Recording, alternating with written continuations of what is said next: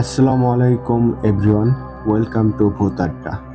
শুরু হয়ে গেল ভূত আড্ডার আরও একটি নতুন এপিসোড। নতুন এপিসোড মানে নতুন ঘটনা, নতুন কিছু অভিজ্ঞতা যা আপনাদের সাথে শেয়ার করব। তো আশা করি আপনারা সবাই অনেক ভালো আছেন। তো আজকে আপনাদের জন্য নিয়ে এসেছি আমাদের সবার প্রিয় সজীব হোসেন ভাইয়ের আব্বাস হুজুরের আরও একটি দুর্দান্ত ঘটনা। ঘটনাটির নাম দেওয়া যেতে পারে কালো জাদুকর জিন। হ্যাঁ, এই ঘটনাটি বেশ দুর্দান্ত একটা ঘটনা। আশা করি আপনারা অনেক বেশি এনজয় করবেন আজকের এই ঘটনা। তো মূল ঘটনায় যাওয়ার আগে আপনাদেরকে বলতে চাই, আপনারাও যদি আমাদেরকে ঘটনা পাঠাতে চান সেক্ষেত্রে কিন্তু আপনাদের কাছে দুইটি বই আছে। প্রথমত আপনারা সরাসরি আমাদেরকে হোয়াটসঅ্যাপে নক দিতে পারেন, আর হোয়াটসঅ্যাপ নাম্বারটি আমাদের ডেসক্রিপশন বক্সে অথবা কমেন্ট বক্সে প্রিন্ট আপ করা আছে। এছাড়াও আপনারা চাইলেই কিন্তু আমাদেরকে ইমেলের মাধ্যমে ঘটনা পাঠাতে পারেন, আর আমাদের ইমেল অ্যাড্রেসটি হচ্ছে bhutadda.stories@gmail.com। আপনাদের জানাশোনা সেরা ভয়ের ঘটনাটি আমাদেরকে লিখে কিংবা ভয়েস ক্লিপ আকারে পাঠিয়ে দিতে পারেন। তো আর কথা বলবো না, এবার সরাসরি চলে যাব আপনাদের আমার কাঙ্ক্ষিত আব্বাস হুজুরের ঘটনায়। চলুন তাহলে শুনে আসি আব্বাস হুজুরের ঘটনা।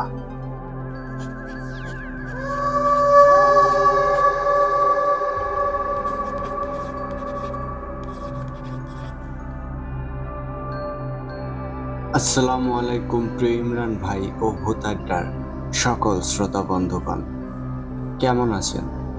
আশা করি আল্লাহ তাআলার অশেষ রহমতে সবাই অনেক ভালো আছেন। আলহামদুলিল্লাহ, আমিও ভালো আছি। আমি মোহাম্মদ সজীব হোসেন, ভূত আড্ডার একজন অ্যাডমিন ও স্টোরি টেলার। বরাবরের মতোই আবারও আপনাদের জন্য আব্বাস হুজুরের আরও একটি নতুন ঘটনা নিয়ে আসলাম। আশা করি ইমরান ভাইয়ের কণ্ঠে ঘটনাটা সবার কাছে ভয়ঙ্কর রকম সুন্দর লাগবে। ইমরান ভাইয়ের কণ্ঠে ঘটনাটা ভয়ের অন্য এক দুনিয়ায় নিয়ে যাবে। ইমরান ভাই, আপনাকে অনেক ধন্যবাদ আমার পাঠানো ঘটনাগুলো সবাইকে পড়ে শোনানোর জন্য। আপনার জন্য দোয়া ও ভালোবাসা রইল। আশা করি ভূত আড্ডার শ্রোতা বন্ধুদের এমনভাবেই ঘটনা পড়ে শোনাবেন আপনি আগামীতেও।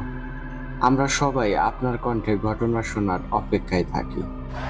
আপনার কণ্ঠে ঘটনাগুলো অনেক বেশি ভালো লাগে। ইমরান ভাই, তাহলে চলুন আব্বাস হুজুরের নতুন ঘটনা শুনে আসি আর হারিয়ে যাই ভয়ের রাজ্যে। বলছেন আব্বাস হুজুর।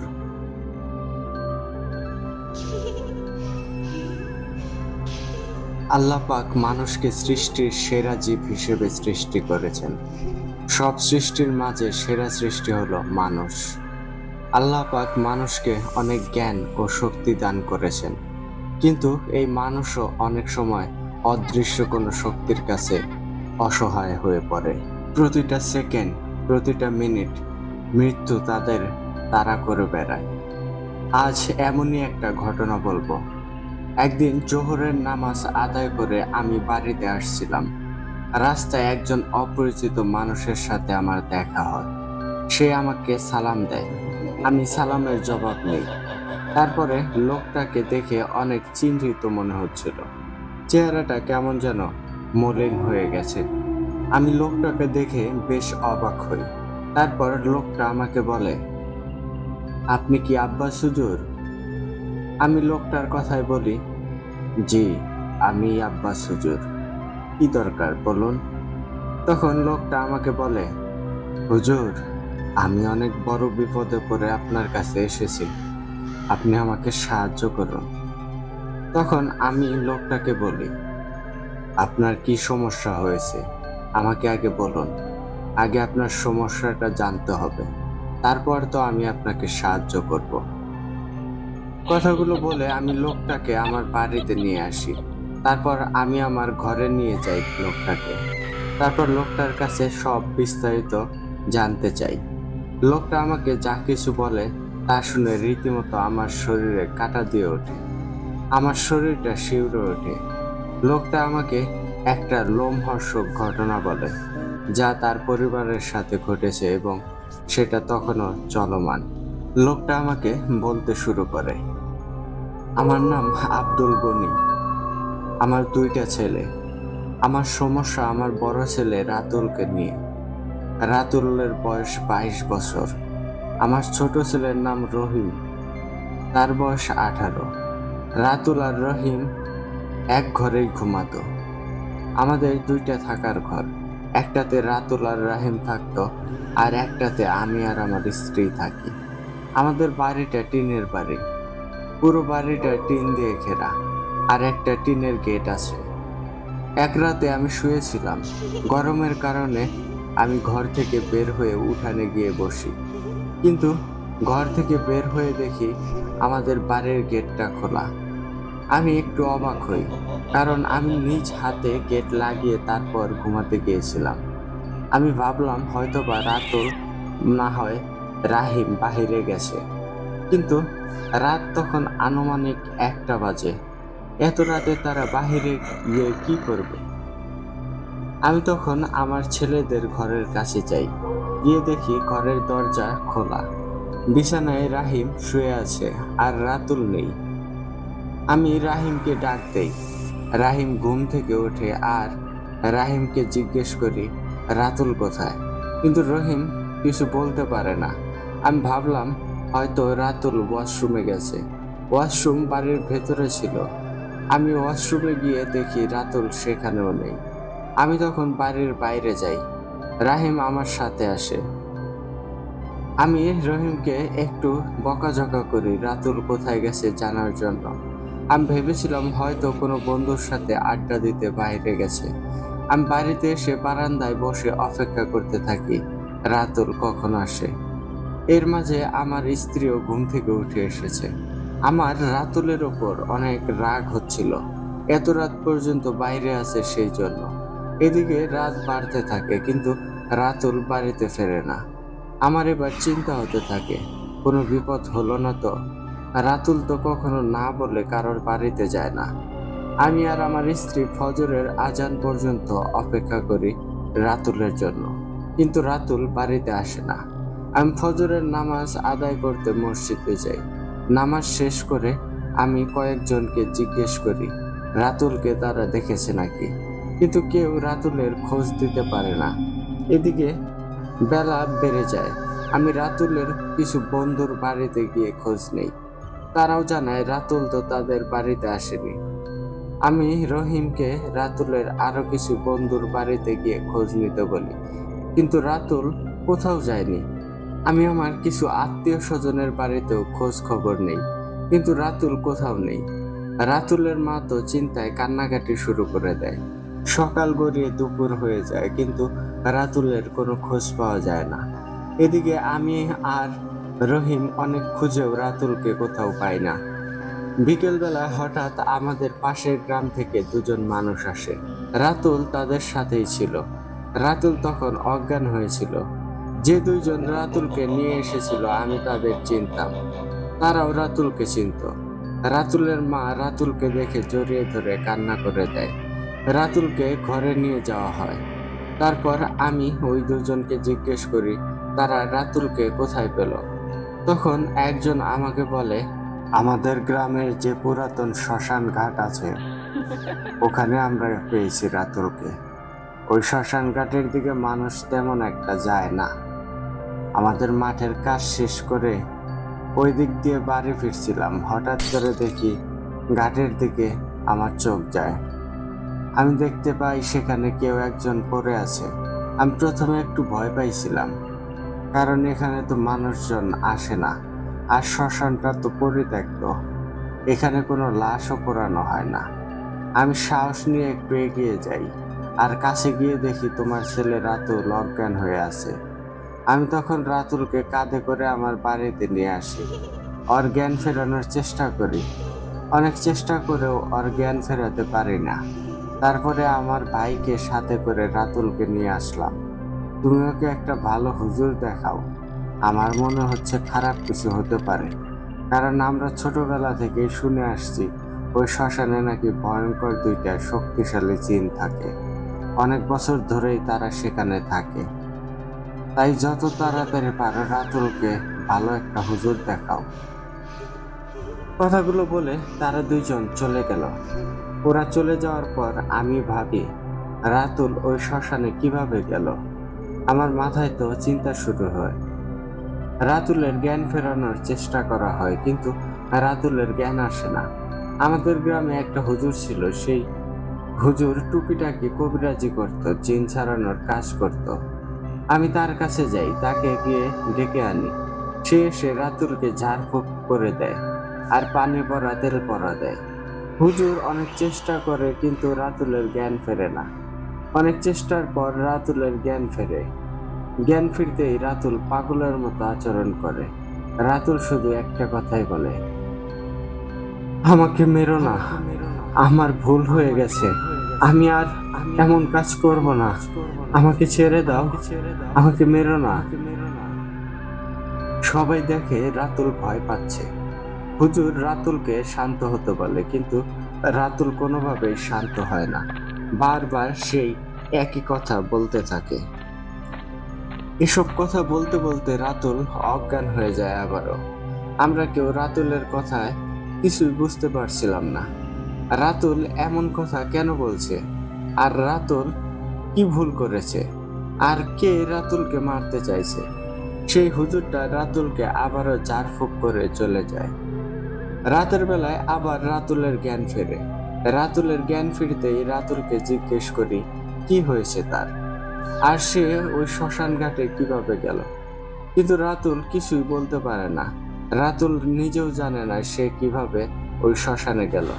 রাতুল জানায় সে রাতে ঘুমিয়েছিল, কি হয়েছে সে কিছুই জানে না। রাতুলের এমন কথায় আমার অনেক চিন্তা হয়। আমি হুজুরের দেয়া পানি পড়া রাতুলকে খেতে দেই। রাতুল পানি পড়া খায়। আমি আবার সেই হুজুরের কাছে যাই। হুজুরকে বলি রাতুলের সাথে কি হয়েছে সেটা জানার জন্য। হুজুর আমার থেকে একদিন সময় চেয়ে নেয়, পরদিন আমাকে যেতে বলে। আমি বাড়িতে সেদিনের মতো চলে আসি। বাড়িতে এসে দেখি রাতুল একদমই স্বাভাবিক, মনে হচ্ছে ওর সাথে কিছুই হয়নি। আমিও একটু চিন্তামুক্ত হই রাতুলকে এমন দেখে। রাতে খাওয়া দাওয়া করে আমরা সবাই ঘুমিয়ে যাই। আমি সেদিন ঘরের বারান্দায় শুয়ে থাকি, কারণ আবার যদি কিছু হয়। আমি রাতের বেলায় কয়েকবার উঠে রাতুলকে দেখে আসি সে ঘরে আছে নাকি। ঘরে গিয়ে দেখি রাতুল আর রহিম শুয়ে আছে। আমি বারান্দায় এসে শুয়ে পড়ি। কখন যে ঘুমিয়ে গেছি নিজেও জানি না। হঠাৎ রহিমের ডাকে আমার ঘুম ভাঙে। আমি তাড়াতাড়ি করে উঠে বসি। রহিমকে জিজ্ঞেস করি কি হয়েছে। রহিম জানায় রাতুল ঘরে নেই। এই কথা শুনে আমার বুকের ভেতরটা কেঁপে ওঠে। এদিকে আমার স্ত্রীও জেগে যায়। আমি দেখি আমাদের গেটটা লাগানো আছে। রাতুলকে বাড়ির ভেতরে খুঁজি, কিন্তু পাই না। ওয়াশরুমেও রাতুল নেই। বাড়ির সদর দরজাটা লাগানো, তাহলে রাতুল কোথায় গেল। আমি আর রহিম বাড়ি থেকে বের হয়ে যাই। পাশের বাড়ি থেকে আমার চাচাতো ভাইদেরকে ডাক দেই। তারপর তাদের জানাই রাতুল ঘরে নেই। আগের রাতের ঘটনা সবাই জানে। সবার মনে একটা অজানা ভয় চলে আসে। আমরা সবাই রাতুলকে খুঁজতে থাকি, কিন্তু কোথাও পাই না। আমার এক চাচাতো ভাই জানায় এই শ্মশানে গিয়ে একবার দেখে আসি। আমিও সম্মতি জানাই। আমরা 7-8 জন মিলে রাতের বেলা সেই শ্মশান ঘাটের দিকে যাই। আমরা হাতে লাঠি ও টর্চ নিয়ে যাই। আমরা মাঠের মধ্যে দিয়ে সেই শ্মশানের দিকে যাই, কারণ মাঠ দিয়ে গেলে খুব তাড়াতাড়ি শ্মশানে যাওয়া যাবে। আমরা এক সময় সেই শ্মশানে গিয়ে পৌঁছাই। শ্মশানে যেতেই দেখি রাতুল অজ্ঞান হয়ে মাটিতে পড়ে আছে। রাতুলের পুরো শরীরে মাটি লেগে আছে, আর রাতুলের শরীর থেকে পচা বাজে একটা গন্ধ আসছে। আমরা সবাই মিলে ধরাধরি করে রাতুলকে বাড়িতে নিয়ে আসি। বাড়িতে এনে রাতুলকে গোসল করাই। রাতুলের জ্ঞান ফেরানোর চেষ্টা করি, কিন্তু জ্ঞান ফিরে আসছিল না। সকালবেলা রাতুলের জ্ঞান আসে। তারপর রাতুলকে জিজ্ঞেস করি সে আবারও ওই শ্মশানে কিভাবে গেল, কিন্তু রাতুল কিছুই বলতে পারে না। আমি রাতুলকে জিজ্ঞেস করি সে কি কোনো খারাপ কাজ করেছে কিনা, কিন্তু রাতুল জানায় সে কিছুই করেনি। আমি বুঝতে পারি কিছু একটা সমস্যার জন্যই রাতুলের সাথে এমনটা হচ্ছে। হয়তো রাতুলের অজান্তেই সে কোনো ভুল করে ফেলেছে। আমি রাতুলকে সাথে নিয়ে আবার সেই হুজুরের কাছে যাই। হুজুর রাতুলকে দোয়া কালাম পরে ফু দেয়। হুজুর জানায় রাতুলকে ভালো কোনো হুজুর বা কবিরাজ দেখাতে। সে রাতুলের জন্য এই সমস্যার সমাধান করতে পারবে না, কারণ তার অতটা অভিজ্ঞতা নেই। আমি রাতুলকে নিয়ে বাড়ি চলে আসি। আমি ভালো হুজুর কবিরাজের খোঁজ করতে থাকি। একটা কবিরাজের খোঁজ পাই। তার বাড়ি বেশ দূরে। আমি সিদ্ধান্ত নেই কাল সেই কবিরাজের কাছে যাব, আর আজ রাতে রাতুলের সাথে আমি নিজেই থাকব। না ঘুমিয়ে জেগে থেকে দেখব কি হয়। আজকের রাতটা কষ্ট করে পার করতে হবে। সারাদিন পার হয়ে যায়। রাতুল একদম স্বাভাবিকই ছিল। রাতের বেলায় আমি, রাতুল আর রহিম এক ঘরেই থাকি। রাতুল আর রহিম বিছানায় থাকে আর আমি ঘরের দরজার কাছে হেলান দিয়ে বসে থাকি। আমার চোখে ঘুম আসছিল না। মনের মধ্যে ভয় ভয় কাজ করছিল। যদি খারাপ কিছু হয়। এমনভাবে রাত গভীর হয়ে যায়। আমারও চোখে তখন ঘুম ঘুম আসছিল। আমি চোখ বন্ধ করে বসে থাকি। আমি বারবার রাতুলকে দেখছিলাম সে বিছানায় আছে নাকি। এমনভাবে আমি জেগেছিলাম। আমার চোখ তখন ঘুম চলে আসে। আমি নিজের অজান্তে ঘুমিয়েও যাই। হঠাৎ আমার ঘুম ভাঙে হাঁটার শব্দে। আমার মনে হচ্ছে কেউ যেন হেঁটে হেঁটে ঘরের দিকেই আসছে। হাঁটার শব্দটা পেয়ে আমি উঠে দাঁড়াই। আমি দেখি রাতুল আছে নাকি। দেখলাম রাতুল ঘুমিয়ে আছে। এদিকে সেই হাঁটার শব্দটা আস্তে আস্তে কাছেই আসছে। আমি বেশ ভয় পাই। আমি ঘরের দরজা খুলে বাইরে বের হই। ঘরের দরজা খুলতেই আমার মনে হলো একটা গরম দমকা বাতাস আমাকে ভেদ করে ঘরের মধ্যে ঢুকে গেল। আমি বিষয়টা পাত্তা না দিয়ে উঠানে আসি। তারপর পুরো বাড়ি ঘরে দেখি কেউ আছে কিনা, কিন্তু আমি কাউকেই দেখতে পাই না। আমি চিন্তা করি কেউ তো নেই, তাহলে হাঁটার শব্দ কোথায় থেকে আসলো। আমার মনে বেশ ভয় লাগে। আমি তাড়াতাড়ি করে ঘরে চলে আসি। ঘরে আসতেই আমি একটা ভয়ঙ্কর দৃশ্য দেখতে পাই। আমি দেখি পুরো ঘরটা নীল আলোয় ভরে গেছে, আর ঘরের মধ্যে দুইটা সাদা আলখেল্লা পরা কেউ দাঁড়িয়ে আছে। তাদের উচ্চতা 10 ফুটের মতো হবে প্রায়। তাদের পুরো শরীর মুখ সহ সাদা কাপড় দিয়ে ঢাকা। আমি এই দৃশ্য দেখে ভীষণ রকম ভয় পাই। আমি কিছু বলতে যাব তখন বুঝতে পারি আমি নাড়াচাড়া করতে পারছি না। আমি অনেক চেষ্টা করেও নাড়াচাড়া করতে পারছিলাম না। আমি দোয়া কালাম পড়তে থাকি। আমি দেখি সেই সাদা আলখাল্লা পরা একজন রাতুলকে কোলে তুলে নেয়। আমি ভয়ে চিৎকার করার চেষ্টা করি, কিন্তু আমার গলা দিয়ে কোনো আওয়াজ বের হচ্ছিল না। রাতুলকে কোলে নিয়ে দুজন ঘর থেকে বের হয়ে যায়। রহিম তখনও ঘুমিয়েছিল। রহিম কিছুই জানতেই পারছে না ঘরের মধ্যে কি ভয়ঙ্কর দৃশ্য ঘটে চলছে। রাতুলকে ঘর থেকে বের করে নিয়ে যাওয়ার সময় একজন এসে আমাকে জোরে একটা থাপ্পড় মারে। থাপ্পড় খেয়ে আমি সাথে সাথে অজ্ঞান হয়ে যাই। আমার যখন জ্ঞান আসে দেখি আমি বিছানায় শুয়ে আছি। আমার পাশে রাতুল শুয়ে আছে। রাতুল তখনও অজ্ঞান ছিল। আমার জ্ঞান আসতেই রহিম আমাকে জিজ্ঞেস করে কি হয়েছিল আমার। আমি অজ্ঞান হয়ে দরজার কাছে পড়েছিলাম কেন। তখন আমি সব ঘটনা বলি, রাতের বেলায় কি কি হয়েছিল। আমার কথা শুনে রহিম আর আমার স্ত্রী অনেক ভয় পায়। তারপর আমি জিজ্ঞেস করি রাতুল কোথায় ছিল। তখন রাহিম আমাকে বলে, আর সকালবেলায় যখন আমার ঘুম ভাঙে আমি দেখি রাতুল ভাই আমার পাশে নেই, আর আপনি অজ্ঞান হয়ে দরজার কাছে পড়ে আছেন। আমি তাড়াতাড়ি করে মাকে ডাক দেই, তারপর আপনাকে বিছানায় শুইয়ে দেই। আমরা রাতুল ভাইকে খুঁজতে থাকি। তারপর আমরা কয়েকজন মিলে আবার সেই শ্মশানে যাই। সেখানে গিয়েই দেখি রাতুল ভাই অজ্ঞান হয়ে শ্মশানে পড়ে আছে। আমরা ভাইকে বাড়িতে নিয়ে আসি। রাতের বেলায় এত কিছু হয়ে গেছে, কিন্তু আমি তো কিছুই টের পেলাম না। আমি রহিমের কথা শুনে চুপ করে থাকি। আমি বুঝতে পারছিলাম খারাপ কিছু একটা হতে যাচ্ছে। তাই আমি দেরি না করে সেই কবিরাজের বাড়িতে যাওয়ার সিদ্ধান্ত নেই। আমি রাতুলকে দেখে রাখতে বলি।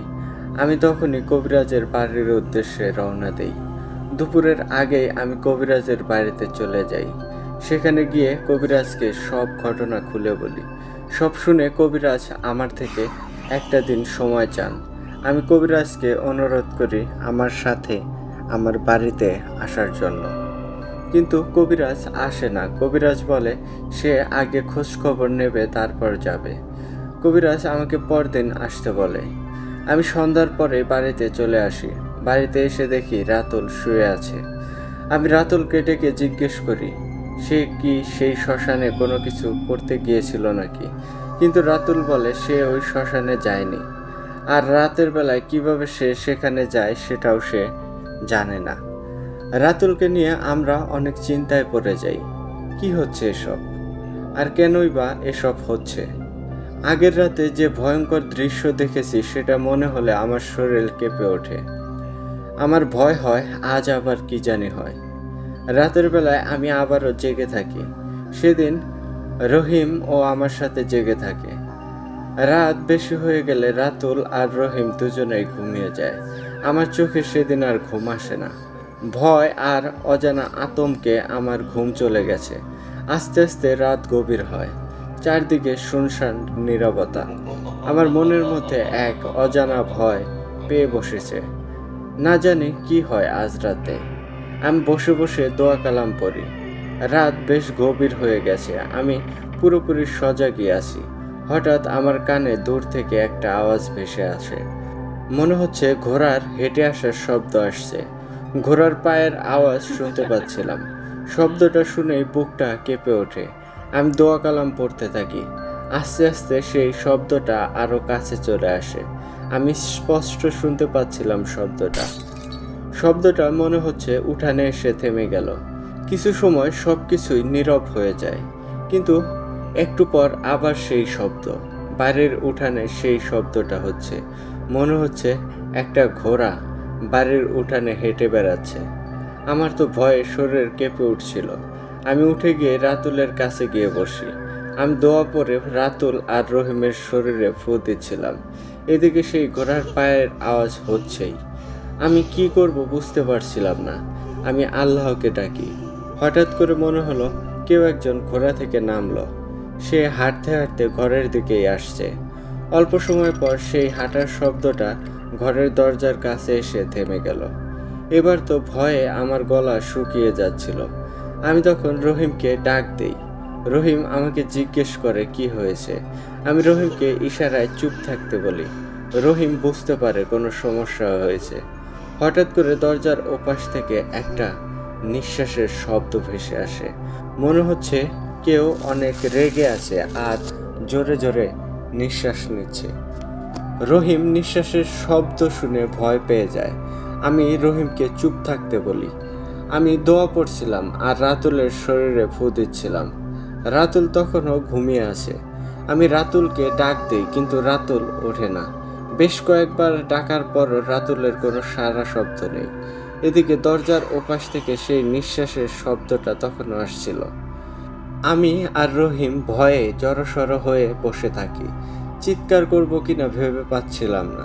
এদিকে আমার স্ত্রীর জন্য চিন্তা হচ্ছিল, কারণ সে একা একা আছে। তার যদি আবার কোনো বিপদ হয়, এসব ভাবছিলাম আর আমার শরীর বেয়ে ঘাম পড়ছিল। হঠাৎ ঘরের দরজাটা খুলে যায়। দরজার একটা পাল্লা সরে যায়। দরজা খুলে যাওয়ায় আমি আর রাহিম মারাত্মক ভয় পাই, কারণ দরজাটা ভেতর থেকে বন্ধ করা ছিল। তাহলে দরজাটা একা একা কিভাবে খুলে গেল? দরজাটা খুলে যেতেই দেখি একটা কালো ধোঁয়া ঘরের মধ্যে প্রবেশ করলো। পুরো ঘরটা যেন গরম হয়ে গেছে আর ঘরের মধ্যে একটা বাজে গন্ধে ভরে গেছে। ধোঁয়াটা বিছানার চারপাশে ঘুরে বেড়াচ্ছে। এটা দেখে রহিম ভয়ে চিৎকার দিয়ে অজ্ঞান হয়ে যায়। রহিমের চিৎকার শুনে আমার স্ত্রী চলে আসে। সে এসে দেখে রহিম অজ্ঞান হয়ে গেছে আর একটা কালো ধোঁয়া ঘরের মধ্যে ঘোরাঘুরি করছে। এই ভয়ঙ্কর দৃশ্য দেখে আমার স্ত্রীও অজ্ঞান হয়ে যায়। আমি জোরে জোরে দোয়া পড়তে থাকি। ভয়ে আমার শরীর ঠান্ডা হয়ে যায়। আমি দেখি সেই কালো ধোঁয়াটা একটা সাদা অবয়বে পরিণত হয়েছে। তখনই পুরো ঘরটা লাল আলোয় আলোকিত হয়ে যায়। সেই কালো ধোঁয়াটা একটা সাদা আলখেল্লা পরা অবয়বে পরিণত হয়। তারপর সে আস্তে আস্তে বিছানার কাছে আসে। আমি ভয়ে কিছু করতে পারছিলাম না। আমি রাতুলকে জড়িয়ে ধরে রাখার চেষ্টা করি, কিন্তু পারি না। সেই আলখেল্লা পরা অবয়বটা রাতুলকে মুখের কাছে মুখ নিয়ে এসে রাতুলকে দেখতে থাকে। তারপর রাতুলকে কোলে তুলে নেয়। আমার শরীর তখন অবশ হয়ে গিয়েছিল। আমি নাড়াচাড়া কিছুই করতে পারছিলাম না। সেই আলখাল্লা পরা অবয়বটা রাতুলকে নিয়ে ঘরের বাইরে চলে যায়। আমি চিৎকার করি, কিন্তু গলা দিয়ে কোনো আওয়াজ বের হয় না। একটু পর আমি আবার সেই ঘোড়ার পায়ের শব্দ শুনতে পাই। সেই আওয়াজটা আস্তে আস্তে দূরে চলে যাচ্ছে। আওয়াজ মিলিয়ে যেতেই আমি শরীরে নাড়াচাড়া করতে পারি। আমি তাড়াতাড়ি করে বাইরে বের হয়ে দেখি বাইরে কিছুই নেই। আমি পাশের বাড়ি থেকে মানুষকে ডেকে আনি। রহিম আর তার মাকে বিছানায় শুইয়ে দেই। পাশের বাড়ির দুইটা মহিলাকে তাদের পাশে রেখে আমরা রাতুলকে খুঁজতে বের হই। আমরা সরাসরি সেই শ্মশান ঘাটে চলে যাই, কিন্তু সেখানে গিয়ে রাতুলকে পাই না। শ্মশান ঘাটের আশেপাশে রাতুলকে খুঁজি, কিন্তু কোথাও রাতুল নেই। এমনভাবে খুঁজতে খুঁজতে ফজরের আজানের সময় হয়ে যায়। তখন হঠাৎ দেখি রাতুল হেঁটে হেঁটে শ্মশানের দিকেই আসছে। আমরা রাতুলকে দেখে এগিয়ে যাই। রাতুলের কাছে যেতেই দেখতে পাই রাতুলের পুরো শরীর মাটি আর রক্ত লেগে আছে, আর রাতুলের শরীর থেকে খুবই বাজে পচা গন্ধ আসছে। আমি গিয়ে রাতুলকে জিজ্ঞেস করি সে কোথায় গিয়েছিল, কিন্তু রাতুল কোনো কথার জবাব দেয় না। রাতুলের চোখ দুইটা লাল হয়েছিল। রাতুলকে দেখে মনে হচ্ছে সে অনেক রেগে আছে। আমাদের কারো কথার জবাব না দিয়ে সোজা শ্মশানে ঢুকে পড়ে, তারপর এক জায়গায় শুয়ে পড়ে। আমি দৌড়ে রাতুলের কাছে যাই, গিয়ে রাতুলকে ডাক দিই, কিন্তু রাতুল কিছুই বলে না। রাতুল অজ্ঞান হয়ে গেছে। রাতুলকে নিয়ে বাড়ি চলে আসি। বাড়ি এসে দেখি রহিম আর তার মায়ের জ্ঞান ফিরেছে। রাতুলকে তারপরে বিছানায় শুইয়ে দিই। সকালবেলা রাতুলের জ্ঞান ফেরে। রাতে রাতুলের সাথে কি কি হয় রাতুল কিছুই জানে না। আমি সকালবেলায় সেই কবিরাজের কাছে যাই। কবিরাজের কাছে গিয়ে রাতের কথা বলি। তখন কবিরাজ আমাকে বলে, দেখুন, আমার সহকারী জিন আছে, আমি ওদের মাধ্যমে খোঁজ নিয়েছি। ওরা কোনো তথ্য আমাকে দিতে পারেনি, শুধু বলেছে রাতুলের সাথে দুইটা ভয়ঙ্কর শক্তিশালী কালো জাদুকর জিন আছে। কিন্তু তারা কেন রাতুলের সাথে এমন করছে সেটা আমার জিনগুলো বলতে পারে না। অনেক চেষ্টা করেও আমার জিনগুলা কোনো তথ্য জোগাড় করতে পারেনি।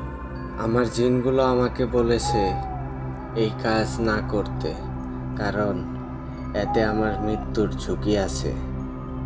কবিরাজের কথাগুলো শুনে আমার ভয় আরো বেড়ে যায়। আমি কবিরাজকে অনেক অনুরোধ করি, কিন্তু কোনো কাজ হয় না। আমি এক বুক হতাশা নিয়ে ফিরে আসি। রাতুল সারাদিন ঠিক থাকে, কিন্তু রাত হলেই শুধু সমস্যা হয়। রাতুল কোথায় যায়, কি করে, রাতুল কিছুই বুঝতে পারে না। আমি বেশ কয়েকটা হুজুর কবিরাজ দেখিয়েছি, কিন্তু তারা কোনো সমাধান দিতে পারেনি। সবাই একটা কথাই বলে, তারা এই কাজ করতে পারবে না। আমি হতাশ হয়ে পড়ি। এদিকে প্রতি রাতে রাতুল বাড়ি থেকে বের হয়ে যায়, আর তাকে অজ্ঞান অবস্থায় সেই শ্মশান ঘাটে পাওয়া যায়। একদিন রাতে ঘটে আরেক ভয়ঙ্কর ঘটনা। আমি রাতুলের সাথেই শুয়েছিলাম। রাতের বেলায় রাতুলের উঠে যাওয়ায় আমার ঘুম ভেঙে যায়। আমি ভাবলাম যা হয় হবে, আজকে রাতুল কোথায় যায় সেটা দেখব। এই ভেবে আমি চুপ করে শুয়ে থাকি। রাতুল ঘর থেকে বের হয়। আমিও রাতুলের পেছনে পেছনে যাই। আমি দেখি সেই দুইটা সাদা আলখাল্লা পরা অভয়ব রাতুলকে ধরে কোথায় যেন নিয়ে যাচ্ছে। আমি তাদের পিছু নেই। আমি দেখি তারা রাতুলকে নিয়ে আমাদের কবরস্থানে যাচ্ছে। কবরস্থানে এসে সেই অবয়ব দুইটা রাতুলকে একটা কবর দেখিয়ে দেয়। রাতুল কবরস্থানে ঢুকে সেই কবরের কাছে যায়, আর দূর থেকে দেখছিলাম সেই আলখাল্লা পরা অবয়ব দুইটা কবরস্থানের বাইরে দাঁড়িয়ে আছে। রাতুল কবরটার কাছে গিয়ে কবরটা খুঁড়তে শুরু করে। আমি সেই দৃশ্য দেখে অনেক বেশি ভয় পাই। আমি বুঝতে পারছিলাম না আমার কি করা উচিত, কারণ রাতুল কবর খুঁড়ে কি করবে। আমি চুপ করে সবকিছু দেখার সিদ্ধান্ত নেই। রাতুল কবরটা খুঁড়ে কবরে নেমে যায়। তারপর কবর থেকে লাশ তুলে আনে। লাশটার কাফনের কাপড়টা চকচক করছিল। ভয়ে আমার কলিজা যেন শুকিয়ে যাচ্ছে এই দৃশ্য দেখে। রাতুল সেই লাশটা নিয়ে কবরস্থানের বাহিরে আসে। তারপর সেই আলখাল্লা পরা অবয়ব দুইটার সামনে লাশটা রাখে। অবয়ব দুইটা তখন তাদের মাথার উপর থেকে কাপড়টা সরায়। আমি সেই অবয়ব দুইটাকে দেখে সবচেয়ে বেশি ভয় পাই, কারণ অবয়ব দুইটার মাথা ছিল না। তার বুকের ওপর দুইটা চোখ বোঝাই যাচ্ছে। তাদের সেই চোখ থেকে লাল আলো বের হচ্ছে। সেই অবয়ব দুইটা লাশটার শরীর থেকে মাথাটা ছিঁড়ে ফেলে। কি ভয়ঙ্কর দৃশ্য! লাশটা কয়েকদিন আগেই দাফন করা হয়েছিল, আর এই লাশটা ছিল একটা আত্মহত্যা করা ছেলের লাশ। লাশটার মাথা ছিঁড়ে নেওয়ার পর লাশটার বুক চিরে কলিজা বের করে নিয়ে আসে। রাতুল এক দৃষ্টিতে সবকিছু দেখছিল। তারপর সেই অবয়ব দুইটা রাতুলকে ইশারায় লাশটা কবরে রেখে আসতে বলে। রাতুল লাশটা কবরে রেখে দেয়। তারপর কবরটা আবার আগের মতো করে ঠিক করে দেয়। রাতুলের শরীরে তখন রক্ত লেগে আছে। রাতুল কিছুই বলছে না। অবয়ব দুইটা যা বলছে রাতুল তাই করছে। তারপর সেই অবয়ব দুইটা মাথা আর কলিজা নিয়ে তাদের কাছে রেখে দেয়। তারপর অবয়ব দুইটা হাঁটতে থাকে, আর রাতুল তাদের পিছনে পিছনে যেতে থাকে। আমি আবারও ওদের পিছু নেই। আমি দেখি ওরা হাঁটতে হাঁটতে সেই শ্মশানের দিকেই যাচ্ছে। আমিও তাদের পিছু নিয়ে হাঁটি। এক সময় তারা শ্মশানে চলে আসে। শ্মশানে সেই অবয়ব দুইটা অদৃশ্য হয়ে যায়, আর রাতুল অজ্ঞান হয়ে মাটিতে পড়ে যায়। আমি তখন রাতুলের কাছে যাই। চারপাশে কেউ নেই। এত রাতে একা একা একটা পরিত্যক্ত শ্মশানে আমি আর রাতুল। আমার শরীরটা ভয়ে কেঁপে কেঁপে উঠছিল। আমি রাতুলকে নিয়ে সেই শ্মশান থেকে বের হয়ে আসি। রাতুলকে কোলে নিয়ে আমি বাড়ির দিকে হাঁটা ধরি। আমি বাড়িতে চলে আসি। বাড়িতে এসেই আমি রাতুলের মাকে ডাক দেই। রাতুলকে ঘরে নিয়ে শুইয়ে দেই। তারপর রাতুলের মাকে সব কিছু বলি কি কি দেখেছি আমি। রাতুলের মা আমার কথা শুনে তার কথা যেন বন্ধ হয়ে যায়। তার ভয় আরো বহুগুণ বেড়ে যায়। সকালে রাতুলের জ্ঞান ফেরে। রাতে কি কি হয়েছে রাতুল সেগুলোর কিছুই জানে না। সেদিনের পর থেকে রাতুল প্রতি রাতে ঘর থেকে বের হয়ে যেত, আর সকালবেলা সেই শ্মশান ঘাট থেকে রাতুলকে নিয়ে আসতাম আমরা। হুজুর কবিরাজ দেখিয়ে কোনো লাভ হয়নি। রাতুলকে শিকল দিয়ে বেঁধেও রেখেছি, কিন্তু কোনো কাজ হয় না। দিন দিন রাতুল শুকিয়ে যাচ্ছে। গ্রামের মানুষ নানা কথা বলে রাতুলকে নিয়ে। অনেক খোঁজাখুঁজির পর একজন আপনার ঠিকানা দিল। আপনি যদি কিছু করতে পারেন তাহলে হয়তো আমার ছেলেটা বেঁচে যেত। কথাগুলো বলে গনি মিয়া চুপ হয়ে যায়। আমি কিছু সময় চুপ থেকে গনি মিয়াকে বলি, দেখুন, আপনি যখন আমার কাছে এসেছেন আমি চেষ্টা করব আপনাকে সাহায্য করার। আমি কাল আপনার বাড়িতে যাব। কাল গিয়েই আমি দেখব সমস্যা কি, আর আজ রাতে আমি কিছু জানার চেষ্টা করব। আপনি আজকে বাড়ি চলে যান। আজকের রাতটা কষ্ট করে থাকেন। কালকেই আমি একটা সমাধান বের করব ইনশাল্লাহ। আমার কথা শুনে গনি মিয়া একটা আশার আলো দেখতে পায়। গনি মিয়া তখনকার মতো চলে যায়। রাতের বেলা আমি হুজ্জাকে ডাকি। হুজ্জা এসে আমাকে সালাম দেয়। আমি সালামের জবাব দিয়ে হুজ্জাকে সব ঘটনা বলি। আমি হুজ্জাকে খোঁজ নিতে বলি। হুজ্জা আমার কাছে একটু সময় চায়। অল্প সময়ের মধ্যেই হুজ্জা আবার চলে আসে। তারপর হুজ্জা আমাকে ভয়ঙ্কর কিছু তথ্য দেয়, যা রীতিমতো শরীর শিউরে ওঠার মতো। হুজ্জা আমাকে বলে, আব্বাস, রাতুলের উপর দুইটা ভয়ঙ্কর কালো জাদুকর জিন ভর করে আছে। ওই দুইটা কালো জাদুতে খুবই পারদর্শী। ওরা রাতুলকে পুরোপুরি ওদের বশ করে ফেলেছে। ওরা রাতুলকে দিয়ে ওদের কাজ হাসিল করছে। রাতুলকে দিয়ে ওই দুইজন জিন কালো জাদু করার বিভিন্ন জিনিস সংগ্রহ করায়। রাতুল যখন কাজগুলো করে তখন সে তার জ্ঞানে থাকে না। ওই জিন দুইটা রাতুলের শরীরে ভর করে কাজগুলো করায়। তখন আমি হুজ্জাকে বলি, ওই জিন দুইটা রাতুলকে দিয়ে কেন এই কাজগুলো করাচ্ছে? রাতুলের ভুল কোথায়? তখন হুজ্জা বলে, একদিন এই দুইটা জিন তাদের কালো জাদুর চর্চা করছিল। রাতুল না জেনে সেই সময় সেদিক দিয়েই যাচ্ছিল। রাতুলের পায়ে লেগে ওদের কালো জাদুর জিনিসগুলো নষ্ট হয়ে যায়। তখন ওই দুইজন জিন অনেক বেশি রেগে যায়। ওরা রাতুলকে তখনই মেরে ফেলতো, কিন্তু তারা দুজন বুদ্ধি করে রাতুলকে দিয়েই তাদের কাজ হাসিল করবে। আর তাদের কাজ হয়ে গেলে রাতুলকেও তারা মেরে ফেলবে।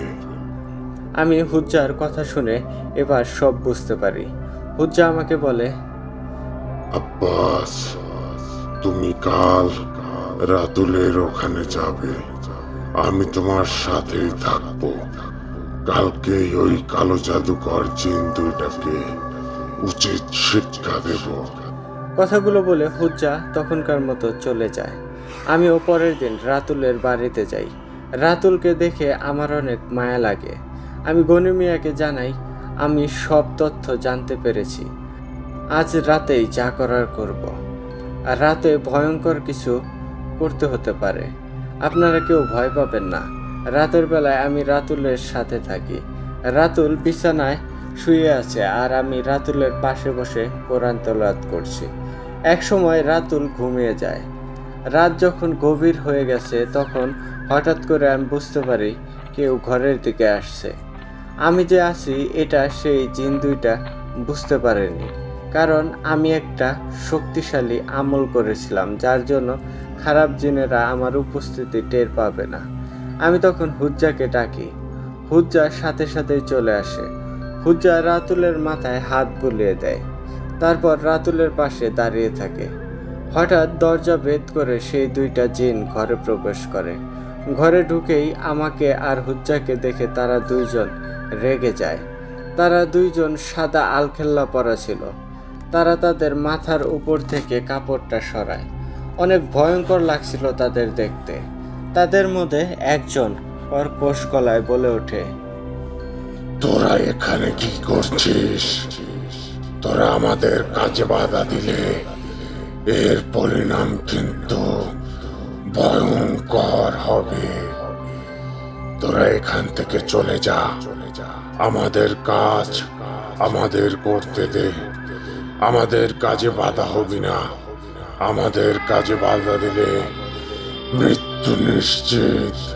তাই বলছি, জান থাকতে এখান থেকে পালিয়ে যা। ওই জিনটার কথা শুনে হুজ্জা বলে ওঠে, তোরা একটা মানুষকে দিয়ে অনেক খারাপ কাজ করিয়েছিস, কিন্তু আর না। তোদের বলছি এখান থেকে চলে যা, না হলে এমন অবস্থা করব যা ভাবতেও পারবি না। হুজ্জার কথা শুনে জিন দুইটা অনেক রেগে যায়। তারপর হুজ্জার উপর আক্রমণ করতে আসে। আর তখনই হুজ্জা একজনকে ধরে বুকের মধ্যে হাত ঢুকিয়ে কলিজাটা বের করে আনে। বাকি একজন রাগে ভয়ঙ্কর একটা আওয়াজ করে। আর তখন দেখি সুলতান চলে এসেছে। সুলতান এসে কোনো কথা না বলেই সেই জিনটাকে ধরে ফেলে। তারপর তাকে ধরে ঘরের বাহিরে চলে যায়। সুলতান একটা বিশাল দেহী মানুষের রূপ ধারণ করে। তারপর সেই জিনটার বুকের ওপর পা তুলে দেয়। জিনটা যন্ত্রণায় চিৎকার করে ওঠে। তারপর সুলতান একটা লাথি দিয়ে জিনটাকে মাটির মধ্যে গেড়ে দেয়। তারপর হুজ্জা জিনটাকে তুলে আকাশের দিকে ছুঁড়ে মারে। আমি দেখি একটা সাদা আলোয় সেই জিনটাকে নিয়ে অদৃশ্য হয়ে যায়। সুলতান কিছু না বলেই চলে যায়। তারপর হুজ্জা আমাকে জানায় সব সমস্যার সমাধান হয়ে গেছে। তখন হুজ্জাও আমাকে সালাম দিয়ে চলে যায়। সকালবেলায় গনি মিয়াকে জানাই সমস্যার সমাধান হয়ে গেছে। রাতের বেলায় কি হয়েছে তারা কিছুই টের পায়নি। আমি গনি মিয়াকে বলে আসি রাতুলকে চিকিৎসা করাতে, আর কোনো সমস্যা হবে না রাতুলের। গনি মিয়া আমাকে অনেক ধন্যবাদ জানায়। আমিও খুশি মনে বাড়ি চলে আসি। আমি আল্লাহর কাছে শুকরিয়া আদায় করি, আবারও একটা ভালো কাজ করতে পেরেছি। ইমরান ভাই, এই ছিল আজকের ঘটনা। আশা করি ঘটনাটা আপনার কণ্ঠে অনেক সুন্দর লাগবে। সবাই ভালো থাকবেন আর ভূত আড্ডার সাথে থাকবেন। সবাই বেশি বেশি করে ঘটনাগুলো শেয়ার করবেন। ইমরান ভাই, আপনার জন্য দোয়া ও ভালোবাসা রইল। আবারও আগামী সপ্তাহে আব্বাস হুজুরের নতুন কোনো ঘটনা নিয়ে আসব। আসসালামু আলাইকুম। আমি সজীব হোসেন বলছিলাম।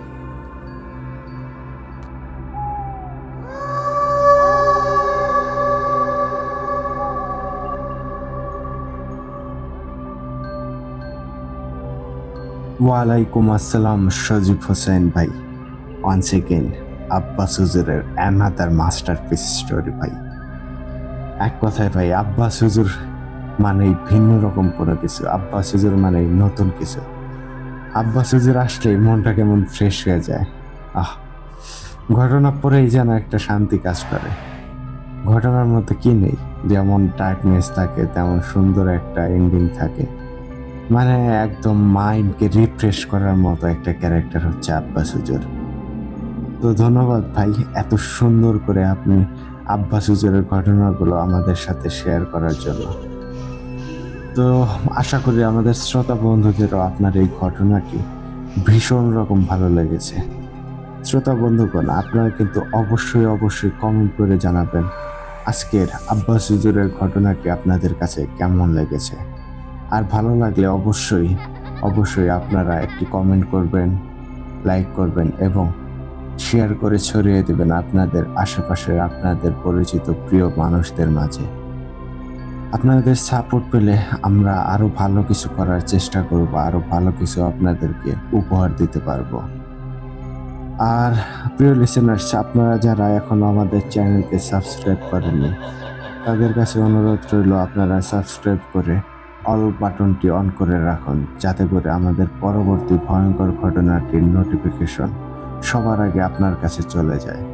তো এই ছিল আজকের আয়োজন। ইনশাল্লাহ কথা হচ্ছে আগামী এপিসোডে নতুন কোনো ভয়ঙ্কর ঘটনা নিয়ে। টিল দেন আপনারা সবাই ভালো থাকুন, সুস্থ থাকুন। আজকের মতো আমি ইমরান এইচ খান এখানেই বিদায় নিচ্ছি। আসসালামু আলাইকুম।